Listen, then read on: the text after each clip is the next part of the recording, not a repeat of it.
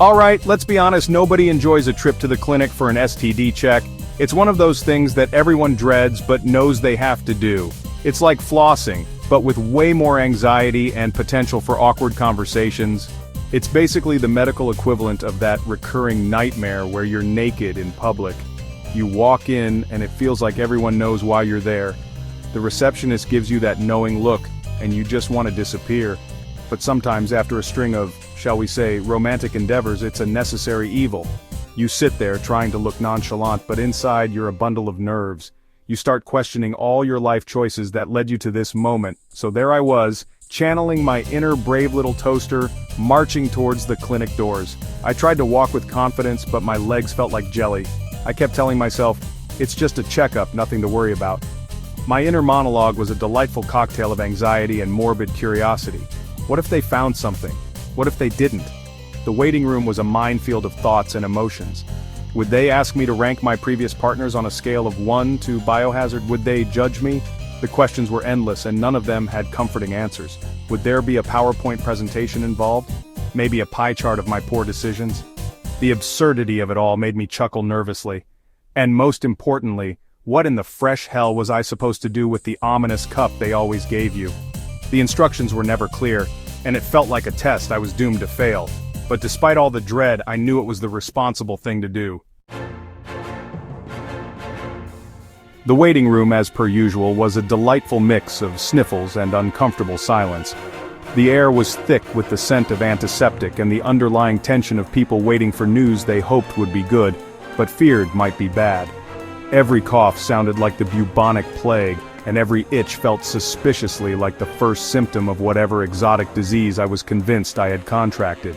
The anxiety was palpable, a shared experience among strangers who would never speak to each other, but were united in their silent suffering. Time seemed to move like a sloth in quicksand, each tick of the clock a tiny hammer tapping on my already frayed nerves. The minutes stretched into what felt like hours and the hours into an eternity. I could almost hear the collective heartbeat of the room, a slow, anxious thud that matched my own. Finally, my name was called. It was a moment of both relief and dread. Relief that the waiting was over and dread for what was to come. I stood up, my legs feeling like jelly, and walked towards the nurse who held my fate in her hands. I swear, the nurse didn't even make eye contact when she handed me the cup. It was as if she had done this 1,000 times before and I was just another number in her endless queue of patients. You know the one. The bane of every sexually active person's existence. The small plastic cup that held so much significance, yet was so unassuming in its appearance. The plastic symbol of potential regret and questionable life choices. It was a moment of introspection, a pause to reflect on the decisions that led me here. And as I took the cup, I couldn't help but wonder about the stories of all the other people who had held it before me. Now here's where things took a turn for the awkward. See, I'd always been under the impression that providing a sample meant, well, you know. But this time the nurse, bless her heart, decided to be specific. And we'll just need a urine sample, Mr. Oliver. A urine sample? A urine sample? My entire world tilted on its axis. Had I been living a lie? Was this common knowledge that had somehow bypassed me? All those years, all those... for nothing? I must have looked like a deer in headlights. Because the nurse, with the patience of a saint, gently clarified, "Yes, Mr. Oliver, just urine." The silence that followed was deafening. I'm pretty sure I could hear my own heartbeat echoing off the informational posters about chlamydia. The realization hit me like a ton of bricks, followed by a wave of embarrassment so profound I swear I briefly left my own body. Needless to say, I provided the correct sample, although I'm not sure I'll ever look at a plastic cup the same way again. Looking back, the whole experience was utterly mortifying. I mean, who knew that a simple visit to the clinic could turn into such a comedy of errors? It was one of those moments where you wish the ground would just open up and swallow you whole. But hey, at least it makes for a good story, right? It's the kind of tale that gets better with each retelling, especially when shared among friends who can appreciate the absurdity of it all. And it taught me a valuable lesson.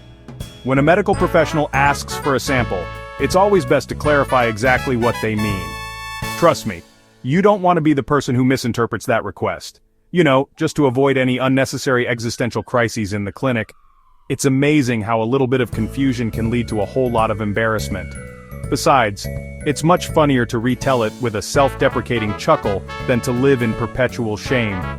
Humor has a way of turning our most awkward moments into cherished memories. And who knows, maybe my story can serve as a cautionary tale for others. A little laughter can go a long way in making life's little mishaps more bearable.